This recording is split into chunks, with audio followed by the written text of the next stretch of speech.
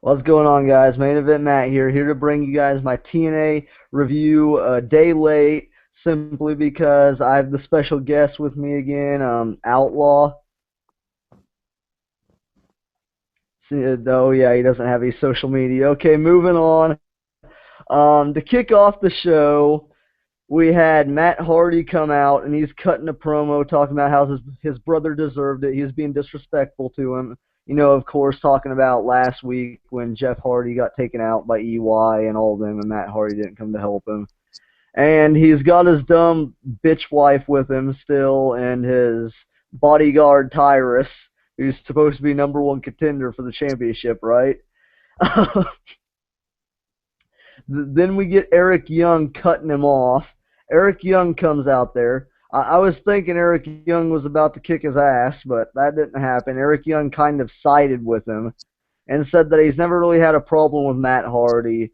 And then he started to go on about something else, but then was cut off by Kurt Angle. And Kurt Angle came out there and said that he's been wasting everyone's time and he's been a disrespect and he's been downgrading the TNA World Heavyweight Championship and all this, and this ends up leading, which is going to be Matt Hardy versus Kurt Angle for the TNA Heavyweight Championship.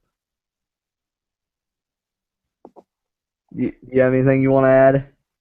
No, I'm good. Okay.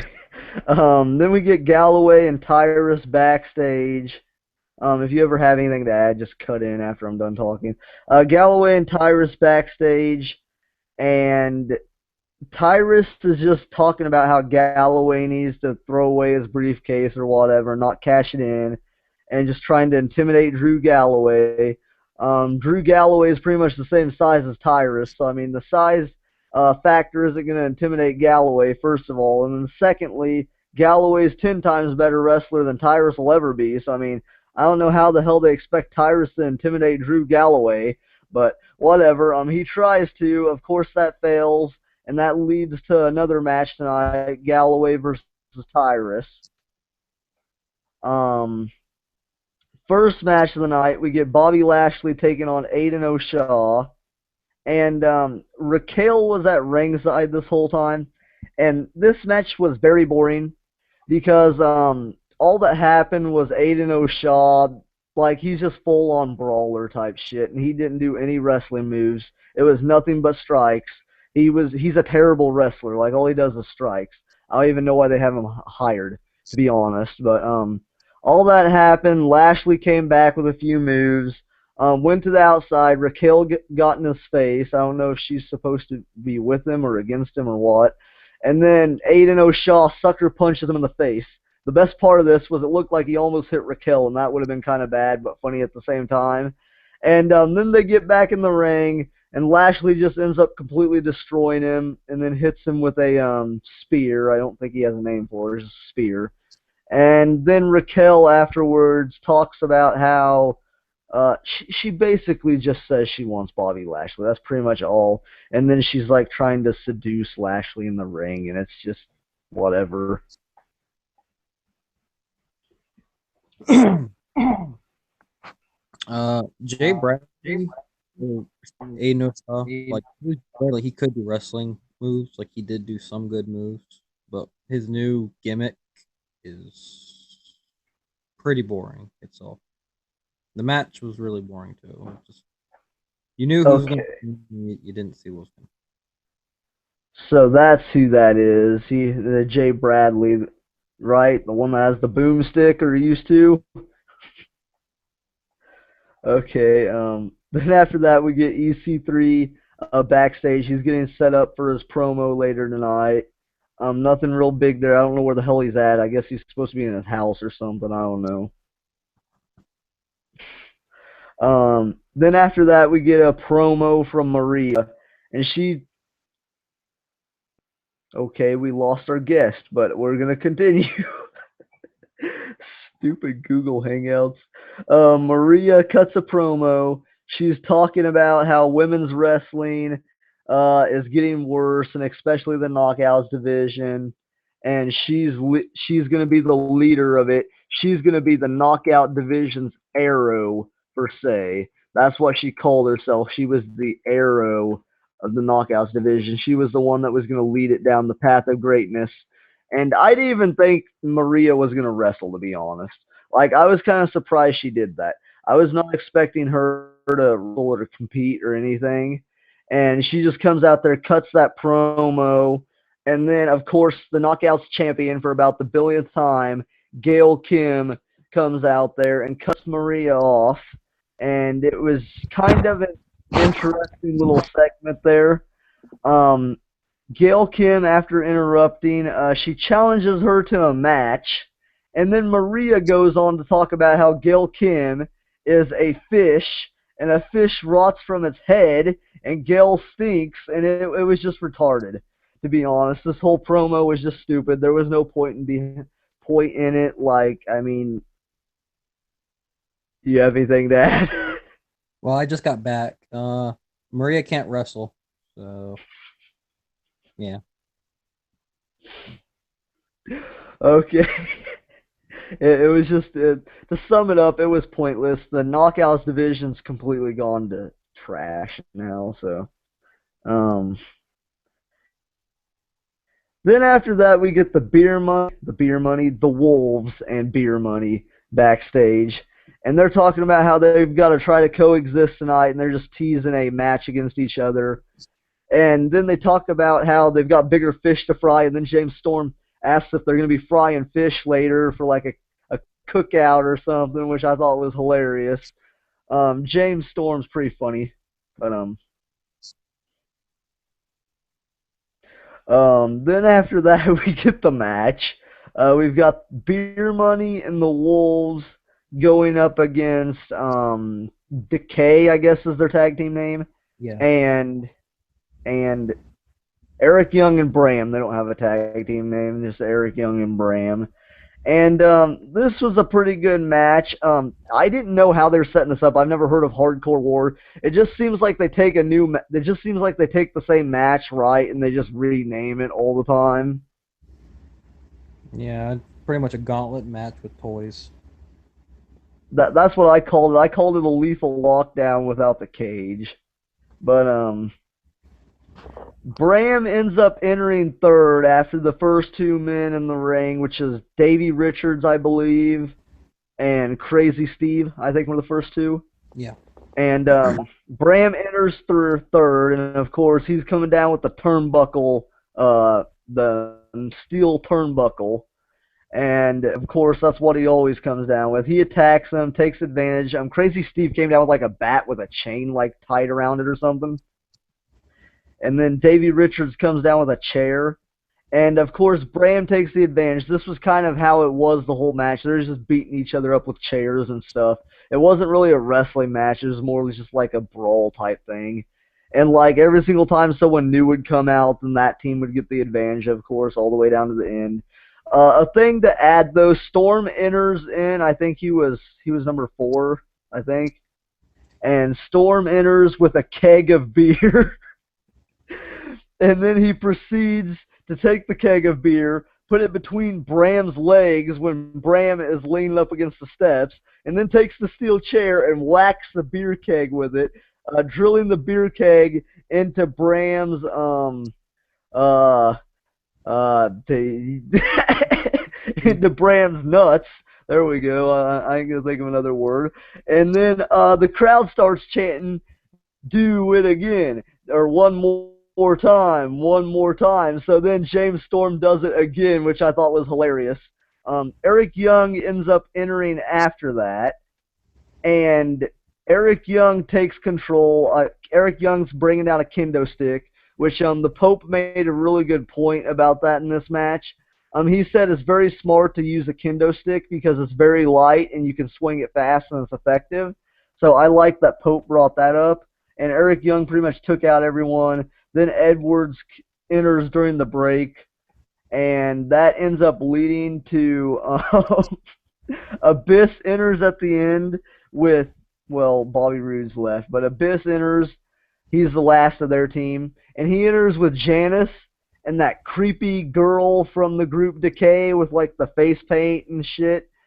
and they come down there, and the best part of this is Josh Matthews starts freaking out because she's coming over closer, and then Pope's like, it's okay, Daddy will protect you."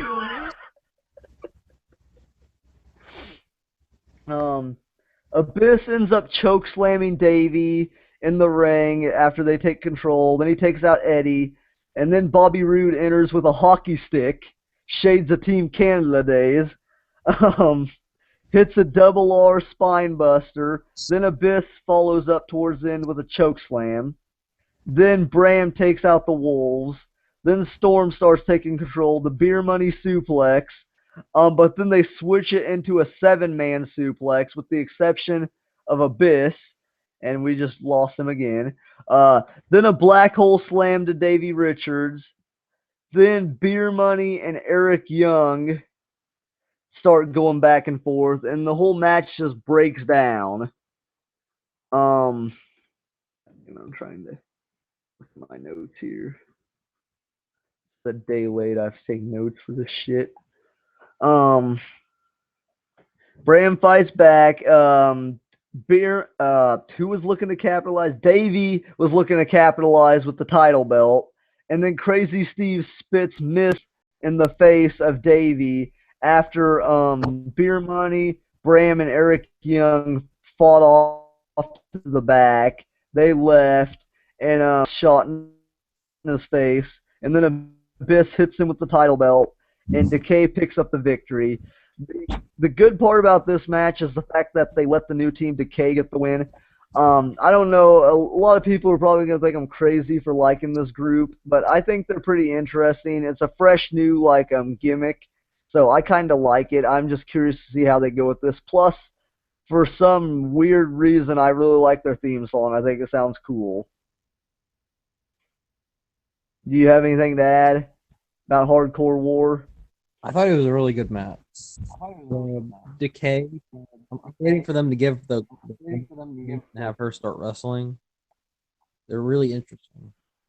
Um, I thought it was a really good match. Probably one of the best all night, actually.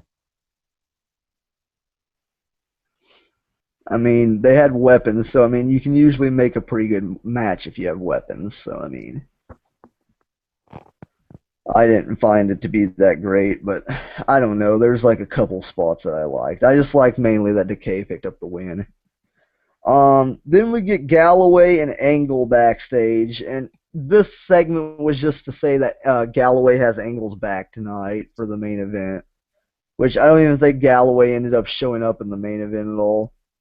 But Drew Galloway ends up fighting Tyrus next, and shit, this match was probably boringer than Lashley versus what's his face in my opinion. This match was pretty weak, but Drew ends up towards the end going for the Claymore kick, and Maria ends up cutting him off, and she's up there on the stage talking, and of course the lights went out. That gives a distraction. Michael Bennett comes in, hits Drew Galloway in the head with his title shot briefcase, and then Bennett starts assaulting him with the briefcase some more. Um, and then Bennett, after the match, well, after the DQ, grabs the mic and asks him if he believes in miracles. Then Bennett stomps his head into the briefcase, which I don't know. I thought for sure that he was going to steal his briefcase, but he didn't. I think that was bad booking on their part. They should have had him steal the briefcase. I think that would have made it a lot better, and it could have gave Galloway a feud with Michael Bennett for a while. Um, I figured this would be a better way to introduce Michael Bennett than they did. The way they did, like have Maria come out for the past few weeks and do a promo for him, and then out of nowhere him show up and then interfere in the match. I thought that would be a lot better than what they did. Yeah. Yeah. Then we went. Go ahead. I said what I just said it was Okay. But then if he would have just debuted tonight or tomorrow night, last night, I guess. Damn. But if he would have debuted last night, we wouldn't have been able to hear his awesome theme for the past 4 weeks. Um, then Kurt Angle was backstage. I don't even remember what he was talking about. I think he's just hyping up his match. So moving on. Uh, Tigre Uno, we think is going to take on Shane Helms. Tigre Uno comes out. Everyone hates Tigre Uno. It's okay. You can admit it. He's stupid. And then Shane Helms comes out. We all think he's going to accept the match. But then he says, I told you were going to have a championship match, but I never said it was going to be against me. So then he announces from North Carolina, Trevor Lee. And this guy, I don't know. His attire is really bland, which is different. I mean, his look is very like think of WWE games. It's just like it's a generic freaking look. He just has the black trunks, the knee pads, the boots. It's very generic, but it's kind of it's different, which is good. And he's very odd, like in the ring and shit. I don't know how to put it, but he ends up hitting a huge flying forearm like at the start of the match, which I thought looked ridiculous. It looked like it knocked Tigre Uno out. Then towards the end of the match, towards the middle of the match, more or less, they were fighting on the outside. Trevor Lee went for that running apron kick Kofi Kingston does in the WWE, and when he went to do that, he sweeped Tigre Uno sweeped Lee's legs out, and Lee landed face first on the apron. Then Tigre Uno proceeded to do a hurricanrana off the steel steps, and that all led to the finish, which Trevor Lee's finisher I think is really good. It's all it is a fisherman buster, but I think he hits it really well, and the pin that he does into it looks good. But the way the match ended was actually this is the first time I've ever seen this move actually used. I know it's a move in the WWE game now, if you're familiar with that, but it's called the Mushroom Stomp, I believe, in the game. I don't know if that's what he calls it, but he like jumps up on their chest and stomps them down. And he did that, and then he followed it up with the Fisherman Driver, like I was saying, and got the win. So Trevor Lee's the new X Division champion, probably the best part of the night, just because he's the only one that actually has an interesting move set that I've seen so far tonight, other than Galloway, but Galloway didn't get much in. So I was really disappointed I didn't get to see Shane Helms wrestle for the title. I've ever since he debuted at Bound for Glory, I've been really hyped for him to come back to the wrestling ring for me to watch. But I do like that he brought in Trevor Lee as his apprentice or whatever you want to call him. When I see Trevor Lee, I see a lot of potential in him. He has a lot of moves he can do. He's very athletic, but his gimmick is not good. I see him and I think a skinnier Mike Knox from WWE. It's what he looks like. He's hair like mm-hmm. the handedness.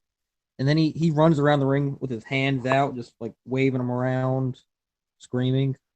Just yeah, I feel I like can if see that. he would have a better run in as a title champion and anything else is what he does. Okay, then after that, we get an interview with EC3. Do you want to talk more on this? I don't really understand what's happening. I know TNA is going to the UK next week, but EC3 said something about he's going back to the place where Matt Hardy beat him for the championship or something like that. I honestly don't really know. I just know that he's saying he's gonna follow him around and he's just gonna get revenge. Okay, yeah, that's pretty much what that was about. I was looking forward to that, but it didn't turn out to be much. And now we've got the main event, which is Matt Hardy taking on Kurt Angle. And of course, we all know Matt Hardy's going to win the match. So, I mean, there wasn't nothing to, like, this was probably the most obvious match there was of the night. It was pretty obvious Matt Hardy was going to win this. But, to kick off the match, it wasn't much. They went back and forth. Kurt, I know, was hitting a lot of suplexes at the starting. Um, spot, Matt Hardy rolled through the ankle lock and went for a roll up on Kurt. Kurt kicked out. Matt Hardy hit the side effect. Then Matt Hardy Goes for a clothesline, misses, hits the turnbuckle in the corner after they got back up from the side effect. And when he does that, Kurt Angle catches him with the second angle slam of the night. Now, this is the problem I have with TNA in their main events. They always just throw the finishers out there like it's nothing. Kurt Angle hit two angle slams in the match, and Matt Hardy kicked out of both. So, I mean, and then Angle gets hit in the wing wing when the ref's not looking, and then gets hit with a twist of fate. Kurt Angle kicks out too. I thought it should have been the ending there, to be honest. Um, then Kurt Angle ends up countering a second twist of fate into German suplexes, and he's just snapping them off like crazy. He hits way more than three. Like, it's just ridiculous. And then Kurt Angle is going to the top, I'm assuming for a moonsault. I can't remember if Hardy actually sets him up there first or if he actually goes to the He top. climbs But there and Rebby ends up grabbing Kurt Angle. Huh? he climbs up there for it, and Tyrus and Rebus Sky stop him. Okay. Yeah, and then Hardy ends up hitting a top rope twist of fate. Shades of him in EC3's match when EC3 hit the one percenter. So, I mean, I don't know. It was a shitty way to end the match, in my opinion. It was boring, but Yeah, the match, you already knew who was going to win. What I liked was the development on the outside between Tyrus and the Pope. I think they are setting the Pope to come back to wrestling soon, or I'm hoping he is, because I always enjoyed watching him wrestle. But I know what they're trying to do with Matt Hardy. They're trying to make him more of a main event star by having him kick out of those finishers. But it's just it just doesn't look right seeing it it's happen. like, yeah, it's like overkill on the finishers. But yeah, what you're saying with Pope and Tyrus's angle, that's pretty much just going to be like the Kevin Owens Alex Riley angle from NXT, right? Yeah, that's what Like I'm that's going to be that. um overall overall the show I thought was decent, but I don't know. There was too many negatives compared to the positives, in my opinion. Like I said, there's a few cool spots in the Hardcore War, but overall, other than that, I like seeing Galloway wrestle, but he had a boring match. EC3's promo wasn't much. I was hoping he'd be at the show. And the main event, I don't like Matt Hardy, and I don't really like Kurt Angle either, to be honest. So, the main event was just kind of bland. But other than that, that's the end of my TNA review. Um, See you guys in the next one if there is one later.